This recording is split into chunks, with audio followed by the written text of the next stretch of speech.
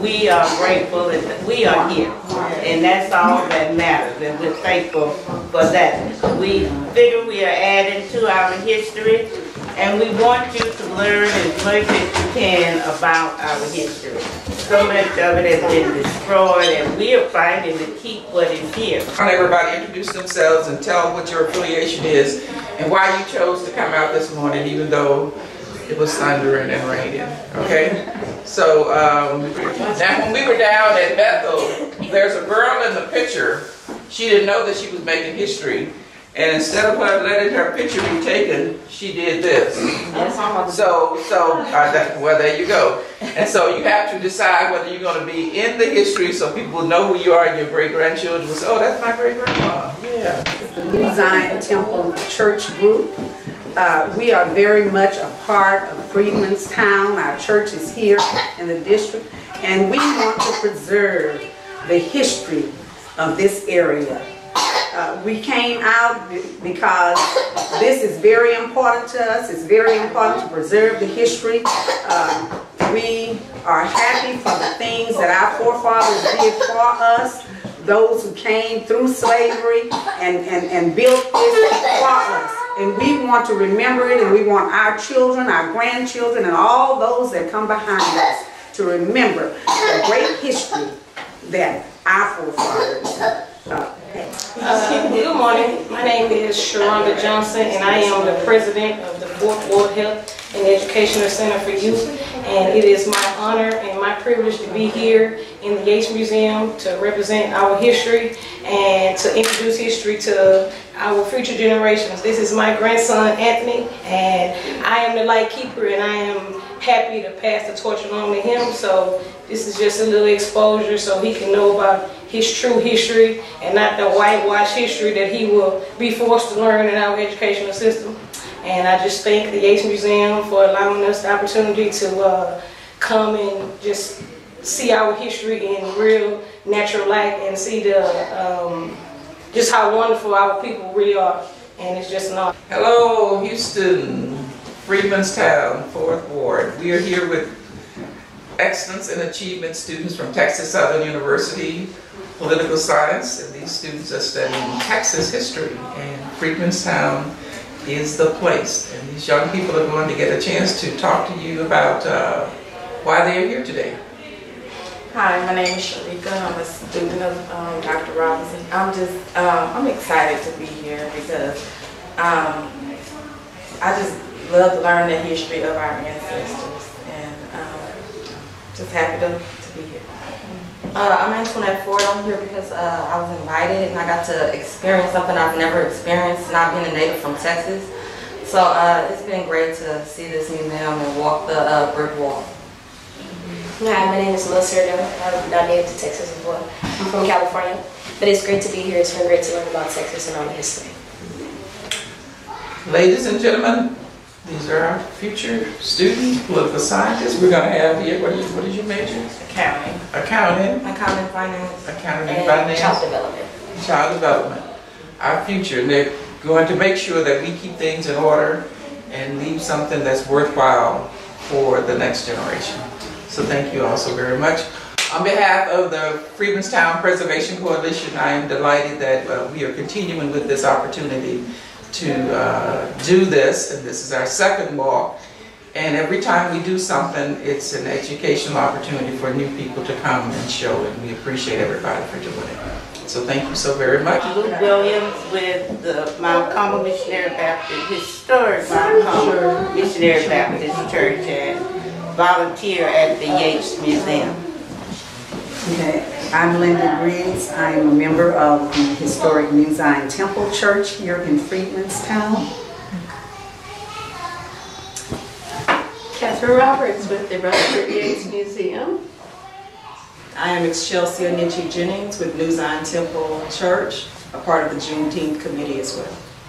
I'm Gertrude Willis. I'm a member of Mount Carmel Missionary Baptist Church. Does anybody have any words they would like to say?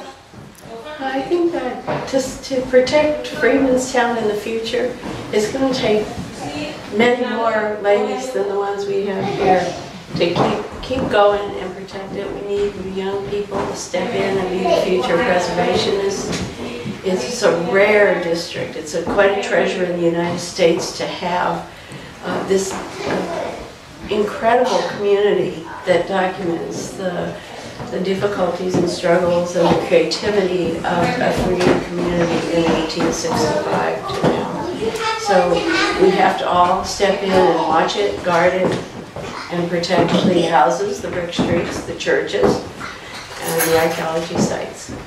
Thank you for coming. I would like to challenge anyone that sees this to join us and give us your full participation.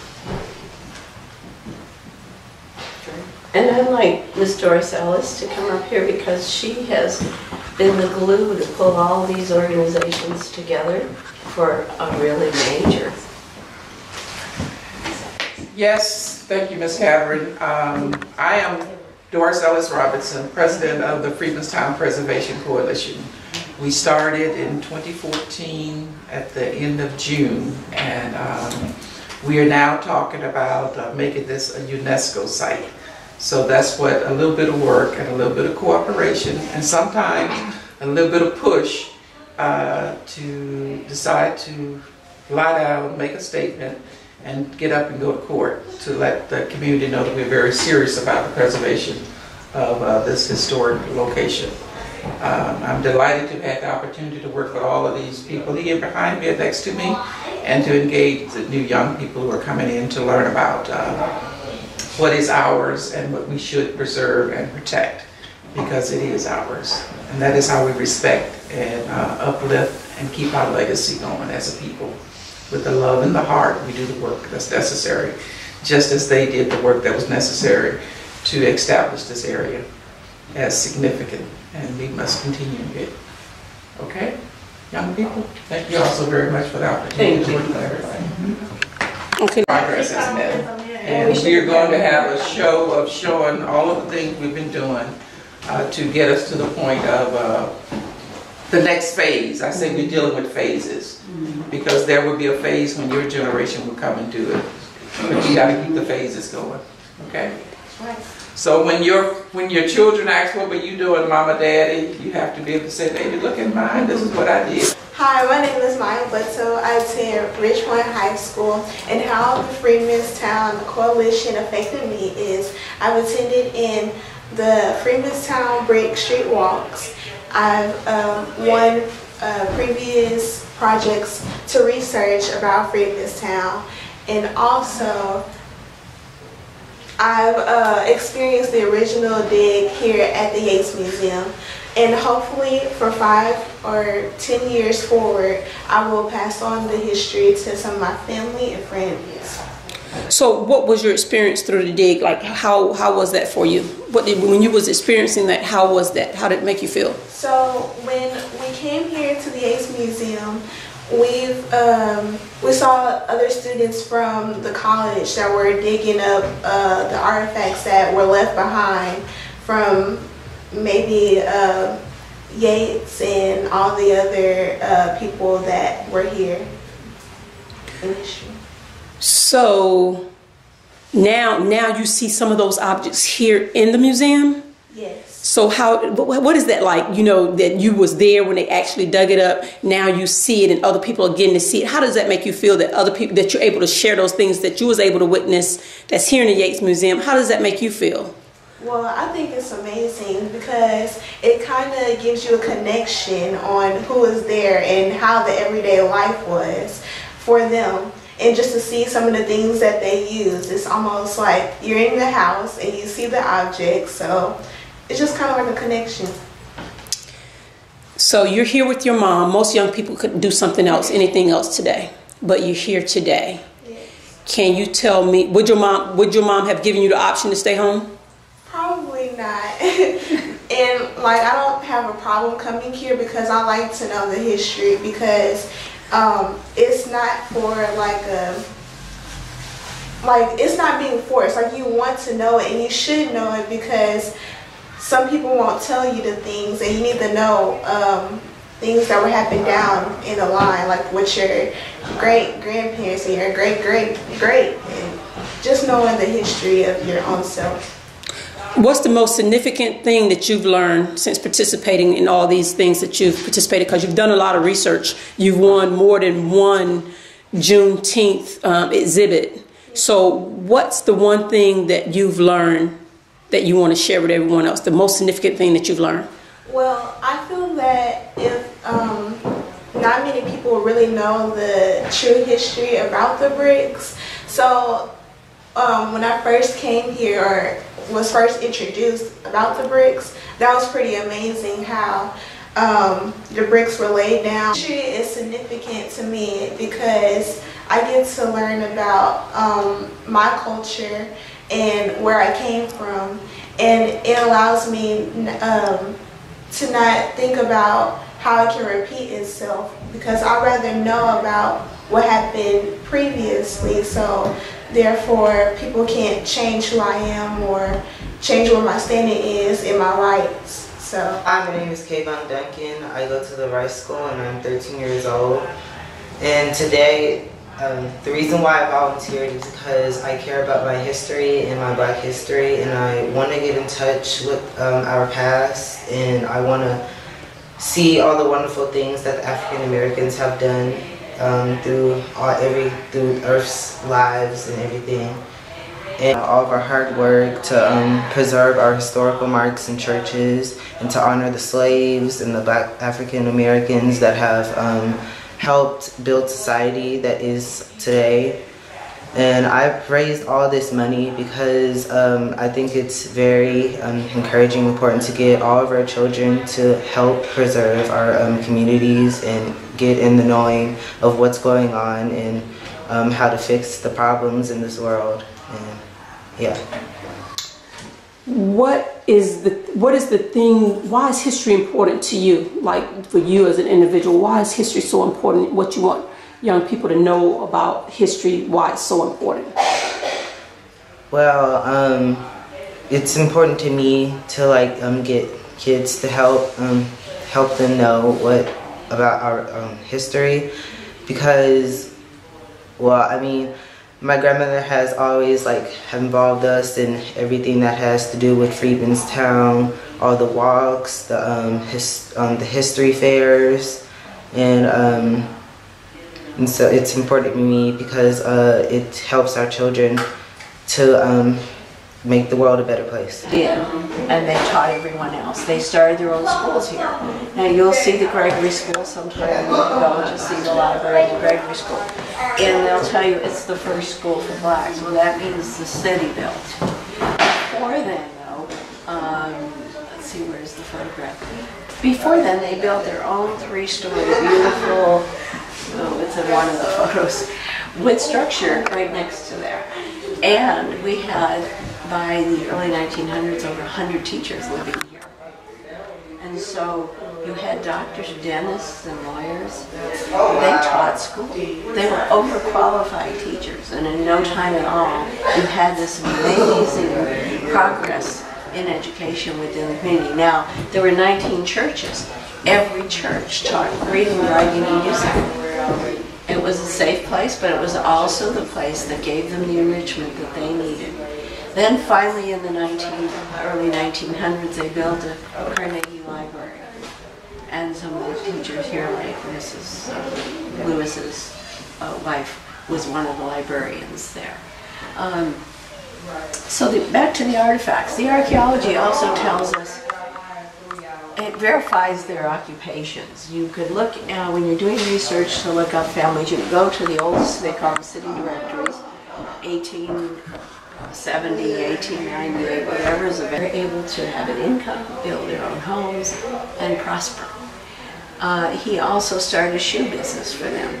Now, someone said, well, how do you know he started pharmacies? Well, we've seen ads in some of the newspapers, so if you're going to do research, you go to some of the old black newspapers, which you'll see the exhibit in the other room, and you'll look at the archaeologists. What did they find under Reverend Pullum's house but these medicine bottles? Not only do they tell us about the fact that he stored bottles under the house, but it told us what kind of medicine they had access to. So what level of health care they had here. And that was a verification. And then if you look in, I think it's the case that you're looking at down there, you'll see a coin or two. Those were coins from San Antonio. So that meant they made a trip to San Antonio, or multiple trips, a long way in a horse and buggy. Again, they traveled, they purchased things, they were teachers. This is a slate that would have been used by Reverend Pullum's wife, Emma. It would have had a little wood trim on it because books were quite expensive, so the children had these slates that were made up by the carpenter and chalk. And we also know he was prosperous. We found his gold pen nibs under the house. And let's see, what else is here? I mean, it's just incredible. And Miss Ellis talked about the die in the brick street, that one in the corner there, with the 3 facing up and 4 down, which was 7. And in the Yoruba tradition, numbers were really important. And it also faced north, south, east, and west. And it was at the very center where the streets converged in the pattern. So again, this is part of the cosmogram and the Yoruba crossroads tradition. You're coming from another country and you're getting transplanted either by choice or not by choice. You still want to hold on to something of your culture. And you hold on in your cooking or whatever you possibly can because you're lonesome. You're in this strange place. And it's specifically difficult for someone who's been forced out of their homes and brought to a place that was treating them less than human. So the things they held on to were patterns, designs, and their religious practice. If you have an opportunity sometime to see the archaeology dig at the Levi Jordan plantation, you'll find there in the house, the spirit's house, they found a brick partway through the house, and when they turned it up, it had a cross on the back. They view that as part of where the altar was, where they were holding practice and their own religious practices, and out of sight of the white folk because they were supposed to become Christians. But they continued with their traditional practices.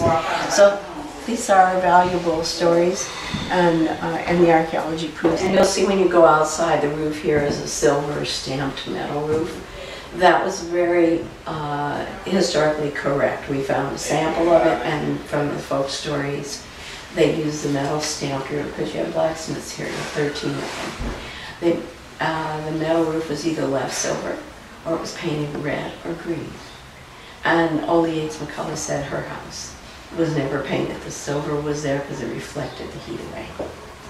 So architecturally, the homes also had these transoms that drop down so it let the heat out. Good air circulation from front to back. whenever the soil changes, they start to give away and break and leak. Then they have to cut into the bricks to fix it. And that's why Houston is pothole city, because all of these utility lines are under the streets. All the connections are under. Some little things, like you see these letters and stuff, they used to go on probably like houses, like buttons, different kind of buttons they had back. Kids used to play with. So the same toys y'all have now, they had back then.